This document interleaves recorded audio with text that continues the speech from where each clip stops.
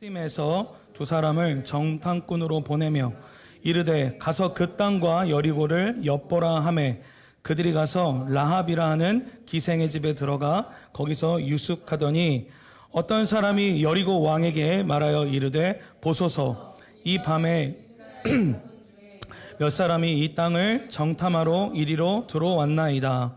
여리고 왕이 라합에게 사람을 보내어 이르되 내게로 와서 내 집에 들어간 그 사람들을 끌어내라. 그들은 이 온 땅을 정탐하러 왔느니라. 그 여인이 그 두 사람을 이미 숨긴지라. 사람들이 내게 왔었으나 그들이 어디에서 왔는지 나는 알지 못하였고 그 사람들이 어두워 성문을 닫을 때쯤 되어 나갔으니 어디로 갔는지 내가 알지 못하나 급히 따라가라. 그리하면 그들을 따라잡으리라 하였으나 그가 이미 그들을 이끌고 지붕에 올라가서 그 지붕에 버려놓은 3대에 숨겼더라. 그 사람들은 요단 나루터까지 그들을 쫓아갔고 그들을 뒤쫓는 자들이 나가자 곧 성문을 닫았더라. 또 그들이 눕기 전에 지붕에 올라가서 그들에게 이르러 말하되 여호와께서 이 땅을 너희에게 주신 줄을 내가 아노라. 우리가 너희를 심히 두려워하고 이 땅 주민들이 다 너희 앞에서 간담이 녹나니 이는 너희가 애굽에서 나올 때에 여호와께서 너희 앞에서 홍해 물을 마르게 하신 일과 너희가 요단 저쪽에 있는 아모리 사람의 두 왕 시혼과 옥에게 행한 일 곧 그들을 전멸시킨 일을 우리가 들었음이니라. 우리가 듣자 곧 마음이 너희로 말미암아 사람이 정신을 잃었나니 너희의 하나님 여호와는 하늘에도 아래로는 땅에서도 하나님이시니라. 그러므로 이제 청하노니 내가 너희를 선대하였은즉 너희도 내 아버지의 집을 선대하도록 여호와로 내게 맹세하고 내게 증표를 내라. 아멘. 아멘. 오늘은요 저희가 읽은 건 12절까지 읽었는데 1절부터 11절까지 말씀 같이 함께 강의하고 다음 주부터 12절부터 마지막 24절까지 같이 보는 시간을 가질게요. 여러분 여호수아 강해대로 요즘 살아가고 계십니까? 이게 또 대답이 이렇게 막 쥐구멍을 파고 들어가고 있는데 전 날마다 지금 그런 상황들을 마주하고 있는 것 같아요. 처음 개척이 이제 시작되고 나서는 하나님의 공급을 항상 제가 이렇게 받았다면 이제는 정말 이 땅을 정복하고 다스리는 그 하나님이 주시는 권세를 이 땅 가운데서 정말 제가 이제 땀을 흘려서 그 땅의 소산을 이제 케어하는 하는 그런 시기 가운데로 하나님이 저를 이끄심을 요즘 많이 느끼고 있습니다. 여러분 지금 삶에 나타나는 현상을요 그냥 살다 보면 나타나는 일이지 그냥 이렇게 단순하게 생각하지 마시고 여러분 이 세상은 여러분 보기에는 그냥 아무 어떤 힘이 가해지지 않은 상태에서 모든 세상이 흘러가는 것처럼 보일지 모르겠지만 그 뒤에는 우리가 인지하던 인지하지 못하던 하나님의 손길이 항상 이 뒤에 함께하고 있다는 사실을 여러분 믿으시고 여러분의 삶에 나타나는 그 모든 현상들을 영의 눈으로 바라보며 하나님의 말씀에서 해답을 얻는 은혜들이 우리 모두에게 있기를 여러분 축복합니다. 오늘 그런 은혜의 시간들 가운데서 우리는 여호수아 강해를 이제 나아가는 건데요. 오늘 말씀의 주제는요 차별 없는 하나님의 은혜, 그러면서 부제는요 좋은 편을 택한 라합이라는 제목으로 여러분들과 하나님 말씀을 나누려고 합니다. 이제 여호수아는요 하나님을 이제 정말 신실하게 믿고 그 하나님을 통해 받은 그 약속과 명령을 가지고요 이제 이스라엘의 관리들과 우리가 저번 주에 나눴던 것처럼 리더십들을 다 불러 모아서 이스라엘 전역에 이제 우리가 이 요단강을 건너서 하나님이 우리에게 붙여주신 이 땅을 이제 우리가 차지하기 위하여서 가나안 땅에 들어가리라 이렇게 이제 선포를 합니다. 그런 이제 위대한 선포를 통하여서 이제 그들이 첫 발을 내딛는 이제 그 순간이 바로 무엇이냐면 이 여리고를 정탐하기 위해서 이제 여호수아가 2명의 정탐꾼을 뽑아서 착출해서 소위 말해 스파이 둘을 파견합니다. 정탐하기 위해서. 오늘 그러한 이제 상황 가운데 여호수아의 마음이 어땠을까요? 조마조마했을까요? 아니면 두렵고 떨림이었을까요? 아니면 담대하게 뭐 이제 하나님이 우리에게 주시겠지 하는 그런 담대한 믿음 속에서 그 상황을 바라보고 있었을까요?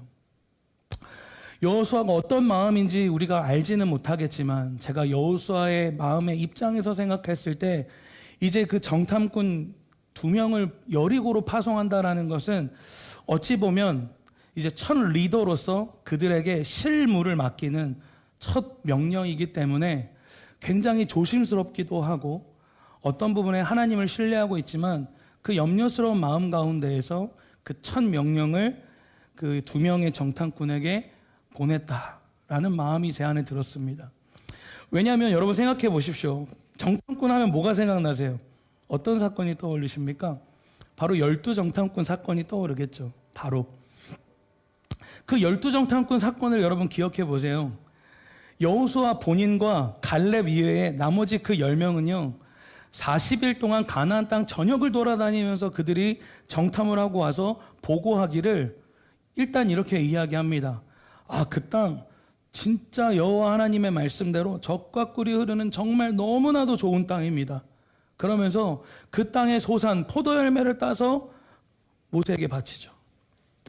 그래서 이 땅은 정말 너무나도 좋은 땅이라고, 우리가 자리를 잡고 이 땅에서 살기만 하면 우리 너무나도 좋을 수 있다고. 허나 그 땅을 지키고 있는 그 가나안 땅의 족속들을 내가 보니 우리가 상대하기에는 너무나도 힘든, 그래서 우리가 그들 앞에 서면 우리는 메뚜기와 같은 존재입니다 라는 보고를 합니다. 그 얘기를 듣고 이스라엘 백성들이 막 왜 가만히 있는 우리를 데리고 와서 이제 저들의 손에 우리를 의탁해서 그들의 손에 우리를 죽게 하려 하느냐라고 하면서 막 원성을 붓는 그때의 사건을 아마 여호수아는 본인도 모르게 기억했을지도 몰라요. 오늘 근데 하나님이 모든 이스라엘에게 이제 그 다음의 리더로 여호수아를 세우고 그 여호수아를 통해서 이제 실질적인 실무를 오늘 믿음 가운데에서 행하도록 오늘 여호수아는 그 명령을 내리고 있는 것입니다. 오늘 근데 여호수아서 2장 1절에 보니까요, 말씀 띄워주세요. 본문 계속 봐야 돼요. 2장 1절에 보니까 이렇게 되어 있어요. 눈의 아들 여호수아가 시딤에서 2사람을 정탐꾼으로 보내며 라고 되어 있어요. 여러분, 이 말씀을 우리가 좀 주목해 볼 필요가 있습니다. 시딤이라는 땅이 어떤 땅입니까? 이 시딤은 어떤 땅이냐면요, 이 요단 동편 12km 지점에 있는 그 땅이 바로 이 시딤이라는 땅인데, 이 지역은요 그 모압 여인들과 이스라엘 백성들이 음행을 했던 장소였어요. 하나님과 이스라엘 백성 사이에 어떻게 보면 저주와 심판과 죄로 얼룩져 있는 땅이 바로 이 시딤이라는 땅이에요. 근데 이 시딤이라는 땅에서요, 오늘 참 아이러니하게도 여호수아가 이제 그 가나안 땅을 정복하기 위한 위대한 언약의 그 첫 명령을 이 시딤 땅에서 내리는 거예요. 하나님은요, 우리의 삶을 날마다 지켜보시고 우리가 어떻게 하나님 앞에 순종하고 그 하나님을 어떻게 사랑하는가를 매 순간 우리의 삶 속에서 우리를 지켜보시는 하나님, 그리고 또한 그 하나님의 시선에 우리의 연약함도 비춰져 있을지 모릅니다. 근데 하나님은 그러한 연약한 우리의 삶에 날마다 하나님의 새로운 언약인 예수 그리스도를 통해서 하나님 날마다 우리를 구원으로 이끌어 가시는 줄 믿습니다. 오늘 마치 그런 것처럼 이 시딤이라는 이스라엘이 추악한 죄를 저질렀던 그 땅에서 하나님의 약속이 다시 시작되어지는 장면을 우리는 보게 되는 것입니다. 오늘 여러분, 하나님의 긍휼과 자비를 믿으시기를 축복합니다. 아멘. 네. 우리는 그 죄로 얼룩져 있는 나 자신을 바라볼 때마다 항상 그 정죄감 속에 빠져서 살잖아요. 근데 하나님은 우리를 정죄하시지 아니하고 그 땅에서 다시 새롭게 그 언약을 지켜주시는 하나님이십니다. 오늘 그래서 그 위대한 가나안 땅, 그 땅을 그 연약한 이스라엘과 다시금 언약을 맺으시면서 시딤 땅에서 이제 그 여리고를 쳐들어가기 위한 정탐을 시작하는 이 모습을 통해 우리가 하나님의 긍휼, 그 은혜 속에서 안전하기를 여러분 축복합니다. 그래서 우리의 연약함을 바라보지 않는 저와 여러분 되길 축복합니다. 자, 그리고 이제 나아가서 여호수아는요, 아까도 얘기했던 것처럼 12정탐꾼으로서 본인이 이미 그 가나안 땅을 정탐했던 시간이 있었어요. 근데 이제는 그가 정탐꾼을 보내는 입장이 돼서 이제 지켜보고 바라보고 있는 상황인 것입니다. 이 여호수아는 부인할 수 없는 하나님으로부터 위대한 그 약속을 받습니다.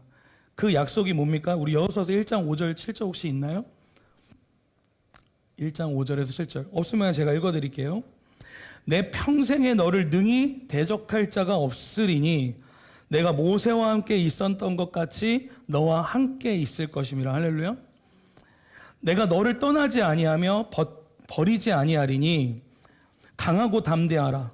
너는 내가 그들의 조상에게 맹세하여 그들에게 주리라 한 땅을 이 백성에게 차지하게 하리라.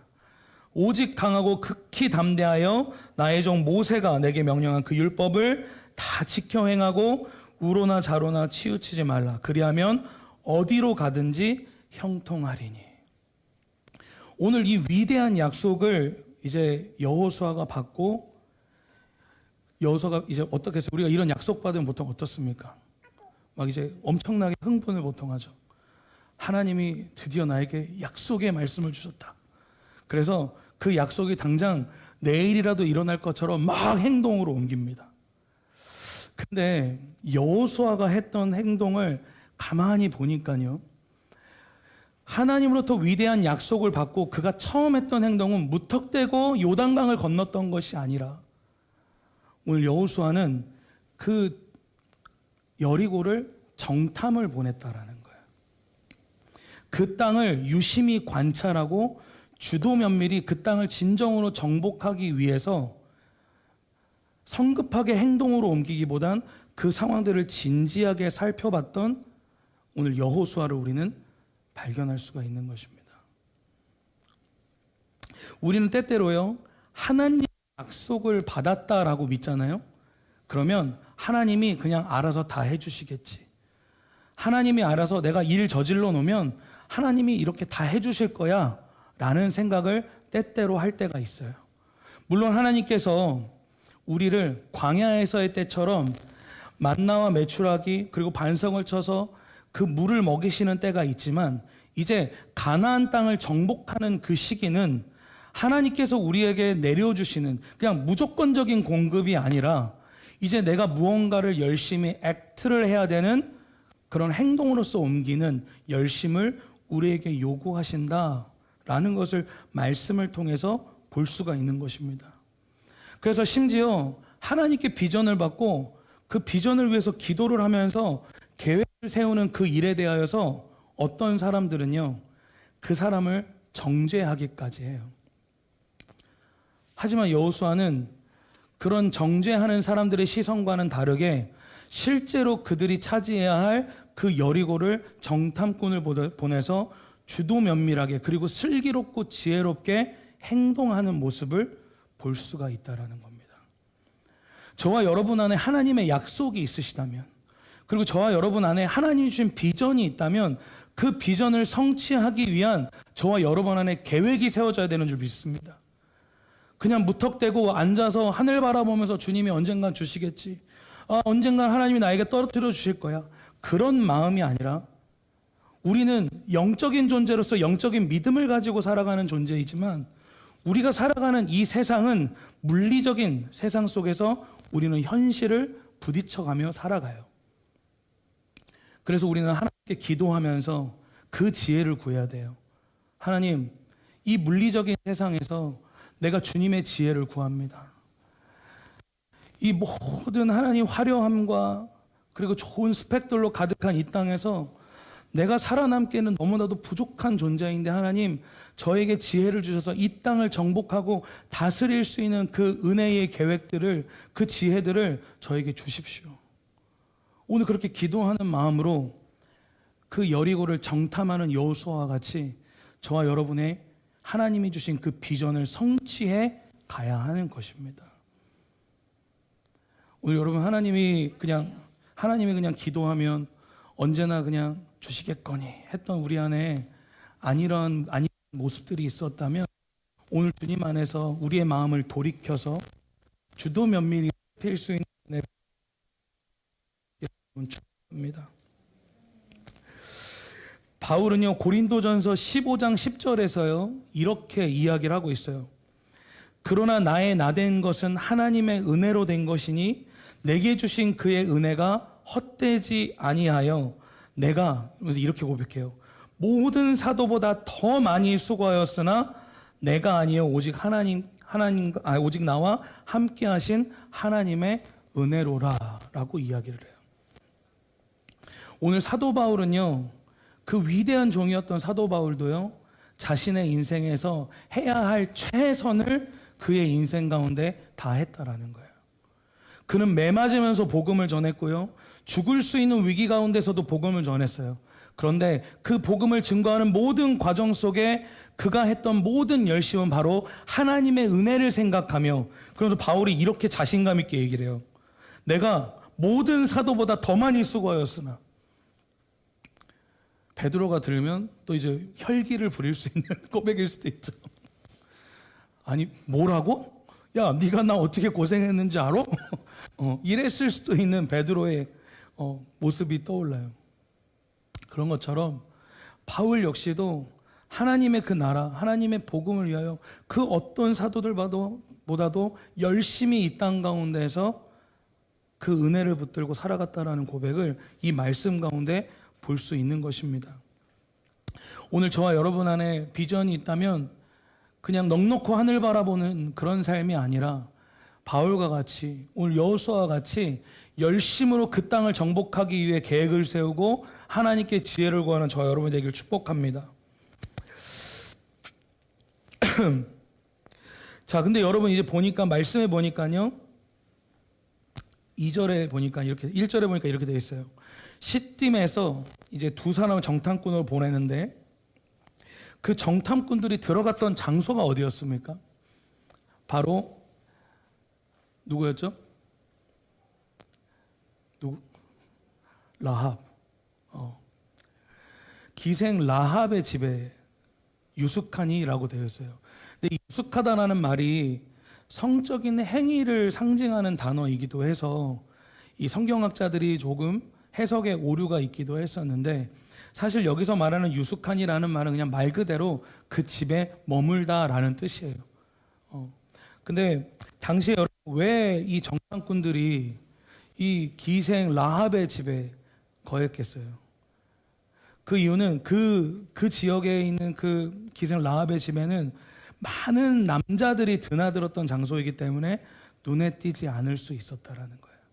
그리고 사회계층의 많은 각계 계층의 사람들이 드나들고, 그리고 군인들이 드나들고 여행객들이 드나드는 장소였기 때문에 자신들이 그 여리고의 정탐을 위하여서 들어간다 할지라도 발각되지 않을 수 있는 상황일 거라고 생각하고 바로 이 라합의 그 기생의 집에 들어가게 됐던 거예요. 그리고 그들이 이제 들어가서 캐내기 원했던 건 뭡니까? 바로 이 여리고의 군사적인 전략과 그 당시의 민심은 어땠는지 그런 것들을 막 가서 이제 살펴보기 위해서 그곳에 이제 들어갔던 것입니다. 그리고 또 한 가지의 이유가 있는데 그건 제가 뒤에서 이제 여러분들에게 결론적으로 말씀을 드릴 거예요. 자, 그리고 여러분 2절 이제 3절 한번 볼게요. 2절에서 3절입니다.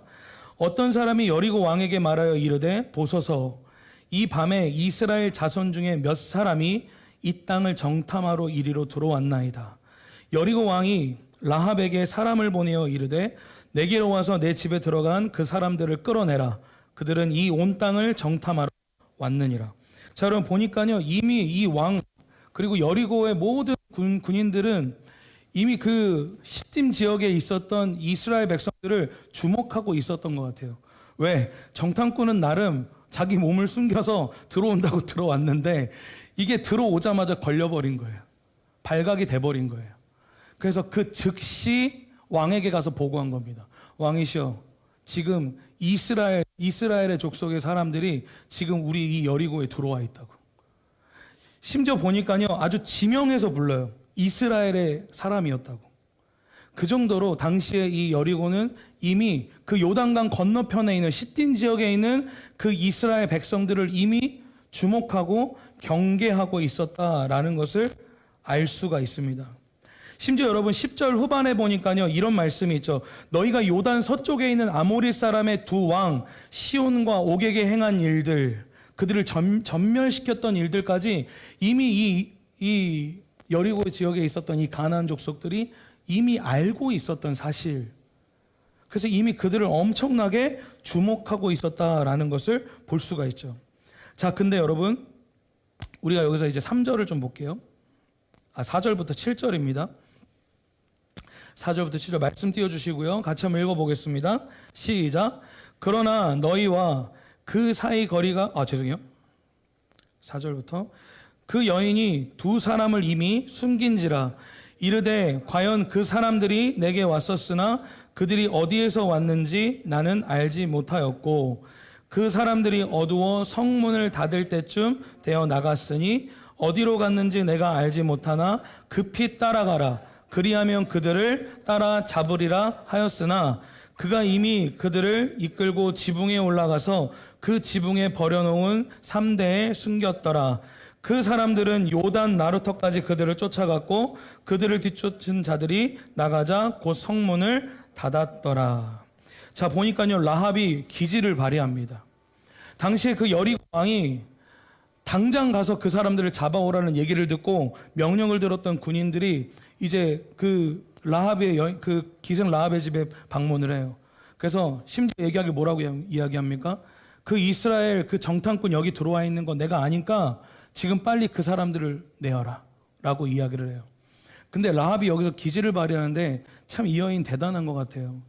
지금 어찌 보면 지금 라합이 하고 있는 이 행동을 가만히 보면 지금 나라를 배신하는 거잖아요.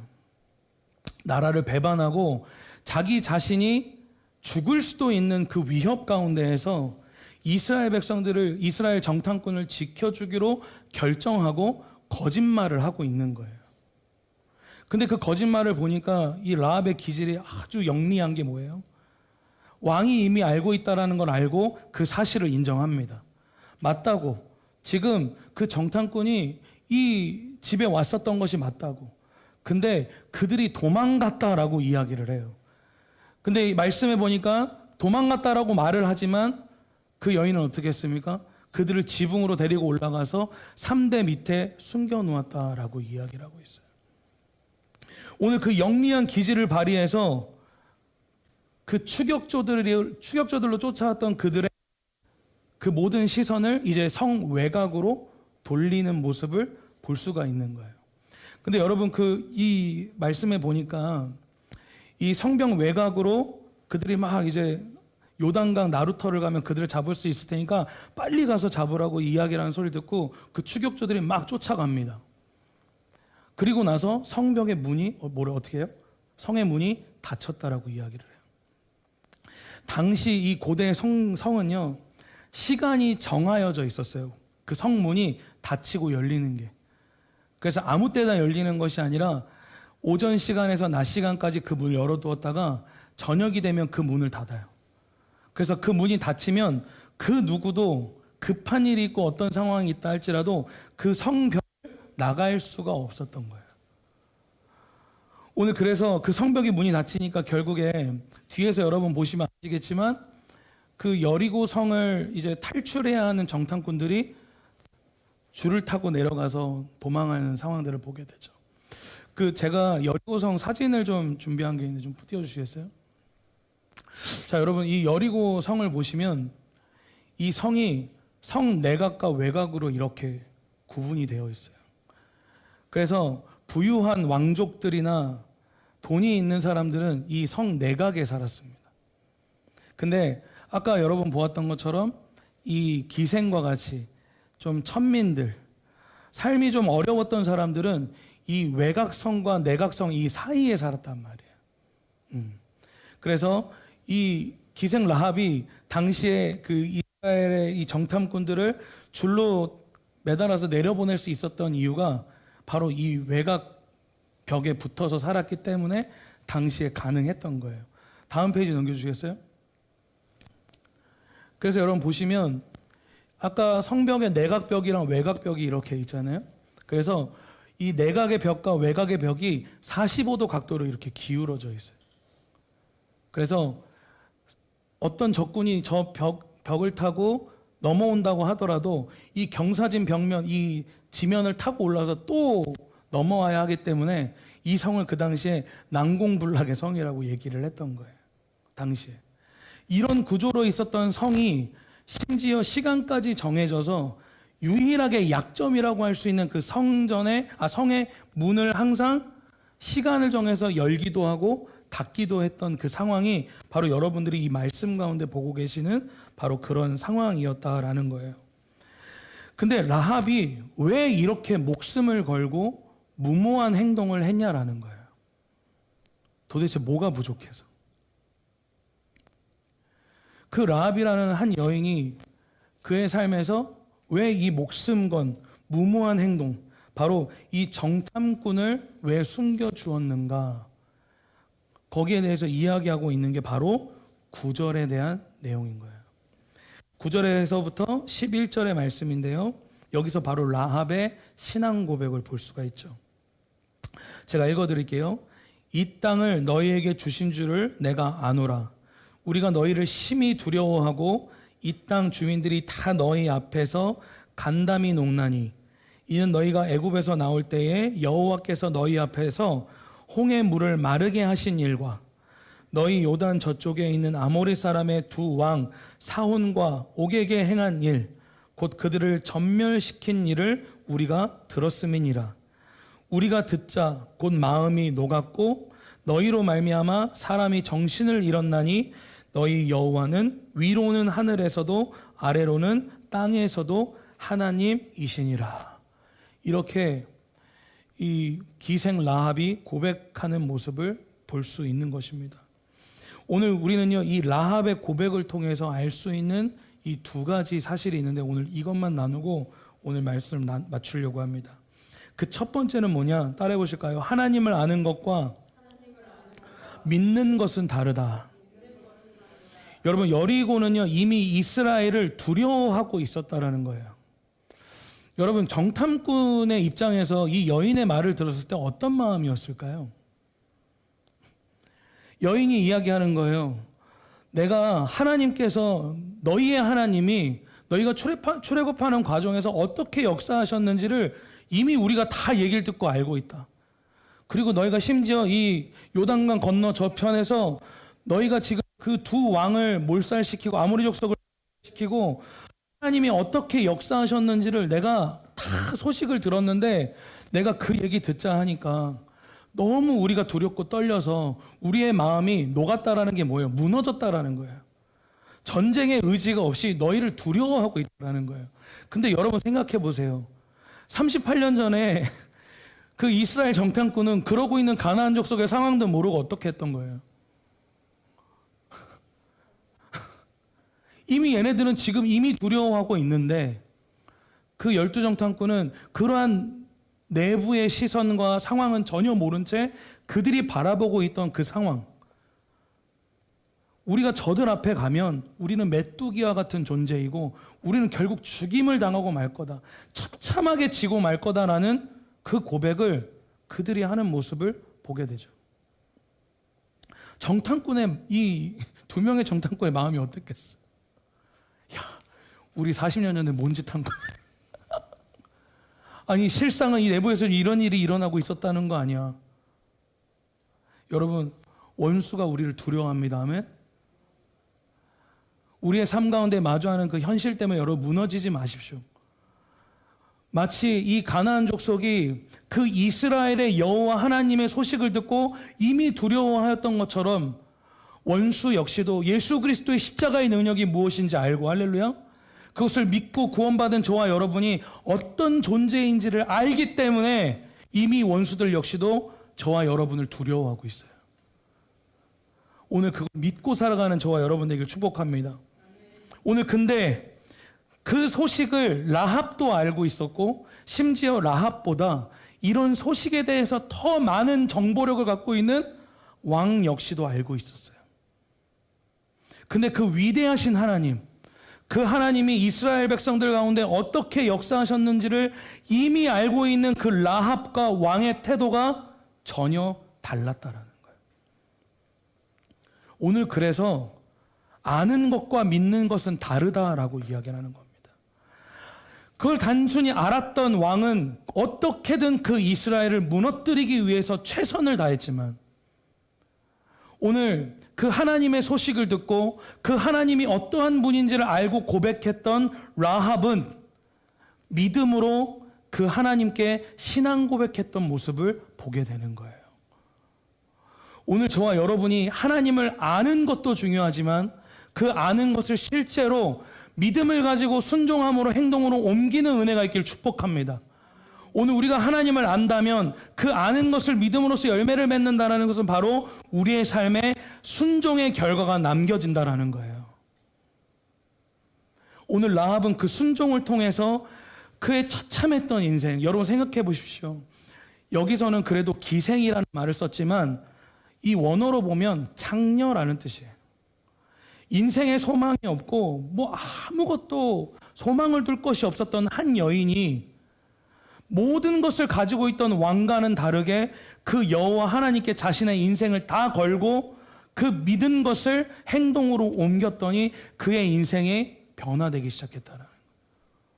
오늘 그래서 여러분 보세요. 이 라합이란 여인이 이 여호수아서 뒤에 보면 어떻습니까? 그 이스라엘의 진영에 함께 했다라고 이야기를 해요. 그 인생의 변화. 그래서 저와 여러분의 인생의 변화가 있기 위해서 우리에게 중요한 게 뭔지 아십니까? 여러분이 하나님을 알고 있다면 그 믿음을 행동으로서 옮기는 삶이 되어져야 된다는 거예요. 행동하지 않으면 하나님이 아무것도 일하실 수 없어요. 오늘 그렇게 우리의 삶에 하나님이 주시는 그 하나님에 대한 지혜, 하나님에 대한 계시들이 저와 여러분 가운데 풍성하게 채워졌다면 그 삶을 실질적인 삶으로 믿음으로 행동으로 옮기는 저와 여러분이 되기를 여러분 예수 그리스도의 이름으로 축복합니다. 오늘 그러면서 이 라합이 여호수아서 2장 11절에 후반에 이렇게 고백하잖아요. 너희의 하나님 여호와는 위로는 하늘에서도 아래로는 땅에서도 하나님이시니라. 근데 여러분 이 말씀이 참 재밌는 게 뭐냐면 이 라합이 하나님에 대해서 너무나도 깊이 알았던 것 같다라는 거예요. 이 라합의 고백이요, 출애굽기 20장, 신명기 4장, 신명기 5장에서 모세가 했던 고백과 똑같아요. 이방인이었던 이 한 여인이 심지어 몸을 팔았던 한 여인이 어떻게 그 모세와 같은 대제사장의 고백과 같은 고백을 할 수 있냐라는 거예요. 여러분 말씀 한번 띄워주시겠어요? 출애굽기 20장 4절 같이 한번 읽어볼까요? 시작. 너를 위하여 새긴 우상을 만들지 말고 또 위로 하늘에 있는 것이나 아래로 땅에 있는 것이나 땅 아래 물속에 있는 것에 어떤 형상도 만들지 말며. 지금 라합이 고백한 고백이랑 똑같은 얘기를 하고 있는 거잖아요. 심지어 지금 라합은 어떤 상황입니까? 가나안 땅에 있는 우상, 바알세불이라는 그 우상을 이미 섬기고 있는, 이방신을 섬기고 있었던 여인이었단 말이에요. 근데 이 여인이 자신이 섬겼던 그 신들은 다 뭐라는 거예요? 가짜다. 다 거짓입니다. 근데 심지어 모세는 그들의 백성에게, 하나님께서 이스라엘 백성에게 뭐라고 이야기합니까? 넌 땅에 있는 것이나 하늘에 있는 것이나 물속에 있는 그 어떤 것도 만들어서 그를 섬기지 말아라. 오늘 근데 이방에 다른 우상을 섬겼던 한 여인은 자신의 시선을 하나님께 돌려서 그 모든 신들은 거짓이고 너희가 섬기는 그 하나님만이 진짜 하나님이라는, 이 하나님이 모세에게 가르쳤던, 이스라엘 백성에게 말했던 그 계명의 이야기를 그 이방 여인의 입에서 터져나오는 걸 보게 되는 거예요. 또한 신명기 4장 39절에 뭐라고 되어 있습니까? 그런즉 너는 오늘 위로 하늘에나 아래로 땅에 오직 여호와는 하나님이시요 다른 신이 없는 줄을 알라. 오늘 그 모세의 고백을 동일하게 하고 있는 거예요. 신명기 5장 8절입니다. 너는 자기를 위하여 새긴 우상을 만들지 말고 위로 하늘에 있는 것이나 아래로 땅에 있는 것이나 땅 밑에 물속에 있는 것에 어떤 형상도 만들지 말며. 오늘 이런 깊은 고백을 천민 중에 천민과도 같았던 한 여인이 오늘 그 이스라엘에서 보낸 정탐꾼 앞에 고백하는 모습을 우리가 보게 되는 것입니다. 여러분, 로마서 10장 17절에 보면 바울은 이렇게 이야기합니다. 믿음은 어디서 난대요? 들음에서 난다. 이 라합은요, 여호와 하나님에 대한 소식을 들었고 그 들은 것을 믿음으로 반응했던 여종이었던 거예요. 근데 여러분 한번 생각해 보십시오. 이 이스라엘 백성들은 그래도 하나님에 대해서 알았잖아요. 그렇죠? 심지어 하나님 당신의 이름 그 여호와가 어떤 의미인지 그 이스라엘에게 계시까지 하셨단 말이에요. 근데 날마다 이스라엘은 그들의 인생 속에서 계속 하나님 앞에 어떻게 합니까? 범죄하더라는 거예요. 근데 누군가에 의해서 들려왔던 소문과 소식을 전해 들었던 그 기생 라합은 자신의 목숨을 걸고 자신의 그 믿음을 실행하여서 하나님께 신앙 고백하는 모습을 보게 돼요. 우리가 하나님을 그냥 단지 지식으로만 아는 것이 중요한 것이 아니라 우리가 하나님을 알고 있다면 정말 믿음으로서 행동으로 본을 보이며 옮길 수 있는 그 신앙의 자세가 우리 가운데 필요하다라는 것입니다. 오늘 그래서 이러한 고백을 한 라합에 대해서 히브리서 11장 31절에 뭐라고 이야기하는가? 믿음으로 기생 라합은 정탐꾼을 평안히 영접하였으므로 죽음을 불사르고 그들을 숨겨줬는데 오늘 이 히브리 기자는 이야기하길 뭐라고 이야기합니까? 믿음으로 기생 라합은 정탐꾼을 평안히 영접하였으므로. 오늘 우리 가운데 이 평강이 있기를 축복합니다. 아멘. 바로 이 믿음 안에서 할렐루야 영접하여서 순종하지 않은 자와 함께 멸망하지 아니하였도다.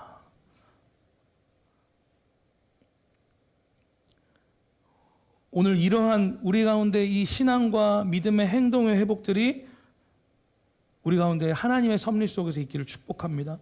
두 번째는 무엇이냐? 바로 아까 제가 그 얘기를 했죠. 왜 이 정탐꾼들이 기생 라합의 집에 방문했는가? 이야기할 때 제가 마지막 세 번째 하나를 말씀드리지 않았어요.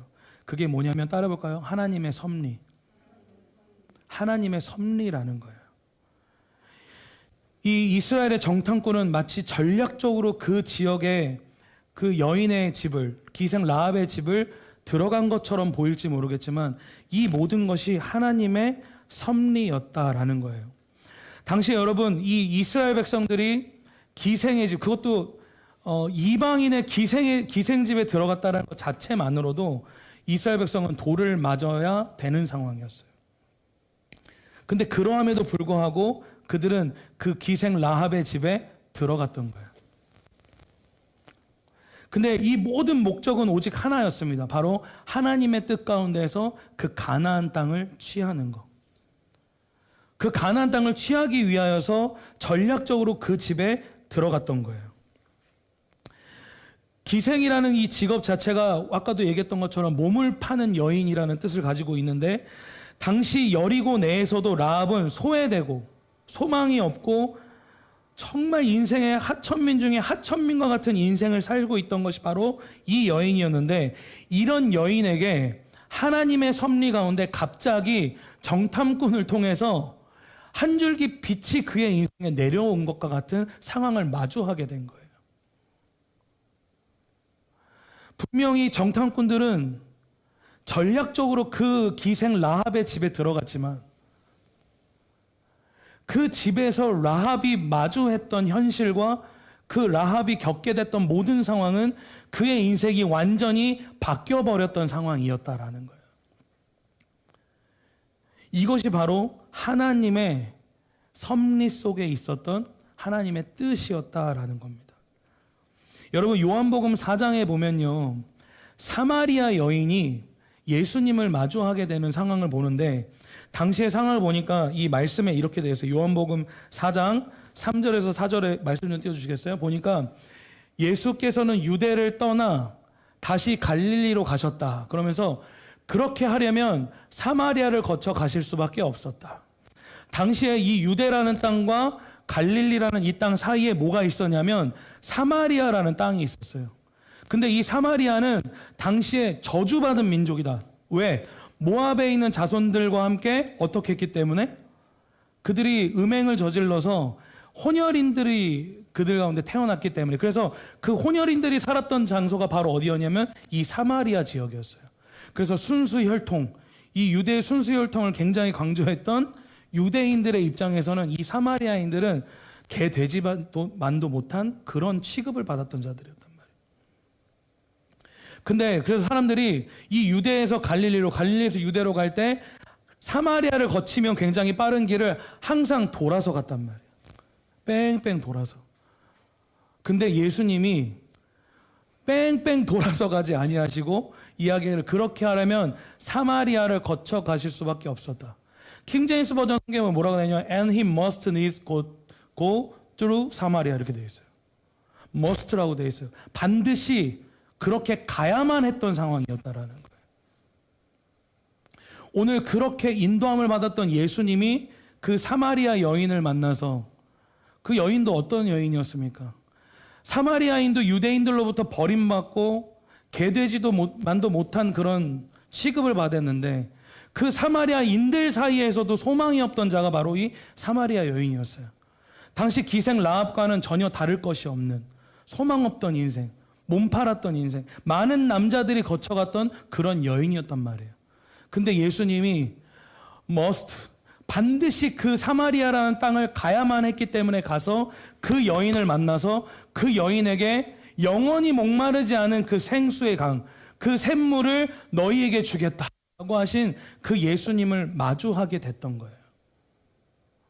오늘 여러분, 저와 여러분의 인생에 하나님의 섭리가 존재하는 줄 믿습니다. 오늘 우리는 그냥 우연치 않게 살아가고 우연치 않게 누구를 만나고 우연치 않게 어느 공간을 갔다라고 생각할지 모르겠지만, 기도하는 사람들은 하나님의 섭리 가운데 우연이 아니라 하나님의 뜻 가운데 모든 우리의 지경을 하나님이 인도하시는 줄 믿습니다. 그 지경 가운데서 하나님이 만남의 축복을 주시고, 할렐루야. 그리고 그 축복들을 통해서 하나님이 우리의 지경을 또한 넓혀 가시는 그 일들. 그래서 우리가 날마다 하나님 앞에 기도하고 주님 앞에 깨어 있어야 하는 이유가 바로 이겁니다. 나의 하루라는 시간 가운데 하나님은 어떤 일을 행하고 계시는지를 우리가 살펴야 하기 때문인 거예요. 여러분, 축복하는 것은요, 여러분의 삶에 나타나는 그 모든 일들이 우연이라고 여기지 않기를 축복합니다. 여러분이 마주하는 그 하루 속에 하나님은 오늘도 나의 삶 가운데 어떤 일을 행하시는지를 살피고 바라보고 묵상하는 은혜가 저와 여러분 가운데 있기를 여러분 축복합니다. 여러분, 그래서 이 여인이요, 소망이 없었던 갑자기 이름 생각이 안 나. 갑자기 죄송해요. 기생 라합이 이 소망이 없었던 인생이 갑자기 한순간에 어떤 인생으로 바뀌는 줄 아십니까? 마태복음 1장 5절에서 6절인데요. 이렇게 돼. 거기에 1장에 뭐가 나와요? 예수 그리스도의 족보가 나오잖아요. 그 예수 그리스도, 거룩해야만 했던 그 족보와 계보 안에 이 기생 라합의 이름이 들어가는 영광스러운 일을 마주하게 된 거예요. 오늘 그래서 마태복음 1장 5절에서 6절 보니까 이렇게 돼 있어요. 살모는 라합에게서 보아스를 낳고, 보아스는 룻에게서 오벳을 낳고, 오벳은 이새를 낳고, 이새는 다윗 왕을 낳으니라. 그래서 결국 예수 그리스도의 족보 가운데 그 거룩한 계보에 이방인이었던 이 한 여인이 영광스럽게 들어오는 은혜를 누리게 되는 거예요. 여러분, 우리가 믿음으로 취하고 그 믿음으로 취한 것을 행동으로 옮기고, 그리고 하나님의 섭리 속에서 우리가 하나님의 인도함을 받는 이런 모든 인생을 살아갈 때 우리의 인생이 절망이 아니라 하나님의 뜻 가운데에서 소망으로 바뀌게 될 줄 믿습니다. 여러분, 소망을 품으세요. 할렐루야. 내 인생 내가 기경하는 것이 아니라 하나님의 섭리 속에서 우리의 인생은 기경되어져 가고 있는 거예요. 아멘. 그걸 믿고 살아가는 자들만이 오늘 하루 속에서 누릴 수 있는 하나님의 은혜와 영광을 온전히 누리게 되는 것입니다. 오늘 여러분, 이 하나님의 섭리 속에서 이 하나님이 약속을 이루어 가시는 모습을 보십시오. 우리 반주자 나와주시고요.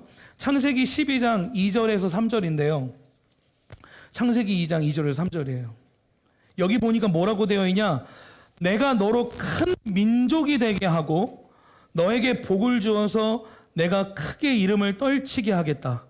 너는 복의 근원이 될 것이다. 너를 축복하는 사람에게는 내가 복을 베풀고 너를 저주하는 사람에게는 내가 저주를 내릴 것이다. 땅에 사는 모든 민족이 너로 말미암아 복을 받을 것이다. 오늘 여기서 여러분 집중해야 될 것이 무엇입니까? 바로 땅에 사는 모든 민족이 너로 말미암아서 복을 받게 될 것이다. 아브라함에게 약속하셨던 그 언약을 신실하게 여호수아와 정탐꾼 2명을 굳이 그 여리고 안에 정탐꾼으로 보내셨는데 그 안에 하필이면 기생 라합이라는 집에 들어가게 하셔서 그곳에서 만난 그 여인이 이스라엘의 거룩한 하나님의 계보 예수 그리스도가 이 땅 가운데 오게 하는 이 계보에 영광스럽게 그의 이름이 들어가게 하셨던 이 섭리, 그래서 이방인과 같았던 저와 여러분을요, 오늘 이 창세기 12장 2절 3절에서 아브라함에게 약속하셨던 그 약속을 온전히 지켜내신 거예요.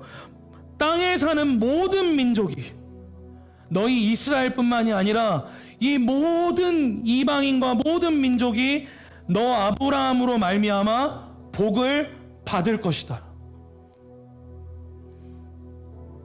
오늘 하나님은 신실하게 그 약속을, 그 은혜의 선물을 지금도 우리의 삶 가운데 지켜가시는 줄 믿습니다. 오늘 기생이었던 한 여인도, 몸을 팔아서 삶을 연명했던 한 여인도 자신의 인생의 전환을 믿음과 믿음의 신앙 고백으로서 그의 삶을 완전히 바꿔버리는 영광스러운 역사를 우리는 지금 보고 있는 것입니다. 저와 여러분 안에 오늘 기생 라합보다도 더 추악한 인생이 여기 계십니까?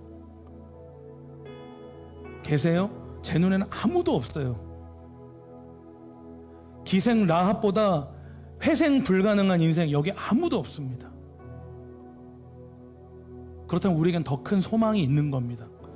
가능성으로 봤을 때 라합보다 더 우리가 회생될 수 있는 더 퍼센테이지가 더 많은 거예요. 다만 하나님께서 우리에게 요구하시는 것이 있습니다. 여러분이 가지고 있는 그 믿음, 여러분이 알고 있는 그 하나님을 여러분 믿고 계신다면 그 믿음을 여러분의 삶 가운데서 행동으로 옮기십시오. 그리고 그 모든 것을 하나님의 섭리 속에서 바라보며 기도하며 지혜를 구하는 저와 여러분이 되시기를 예수 그리스도를 축복합니다. 오늘 같이 기도하겠습니다. 하나님, 오늘 우리 안에 이 기생 라합과 같은 믿음을 우리에게 주십시오. 우리의 삶을 전환시킬 수 있고 우리의 삶을 뒤집어 놓을 수 있는 오늘 그 위대한 믿음. 오늘 믿음은 들음에서 나는데 이 들음이 우리에게 믿음으로 반응하여 행동으로 옮겨지는 은혜가 예수 그리스도의 이름으로 우리 가운데 회복될 지어다. 오늘 그리고 이 땅 가운데 살아가는 날 동안 하나님 모든 환경 속에서 주님의 섭리를 발견하게 하여 주십시오. 오늘 그래서 하나님이 향하고 계시는 그 눈, 하나님이 향하고 계신 그 마음, 하나님의 그 시선, 하나님의 그 생각을 오늘 우리의 하루의 삶 가운데 동일시하며 하나님의 섭리를 발견할 수 있는 그 지혜, 그 명철이 우리 한국샘물교회 오늘 함께하고 있는 모든 우리 성도들의 삶 가운데 회복되게 하여 주시옵소서. 오늘 그렇게 우리 주님 앞에 주여 한번 부르짖고 기도하며 나가시겠습니다. 기도합니다. 주님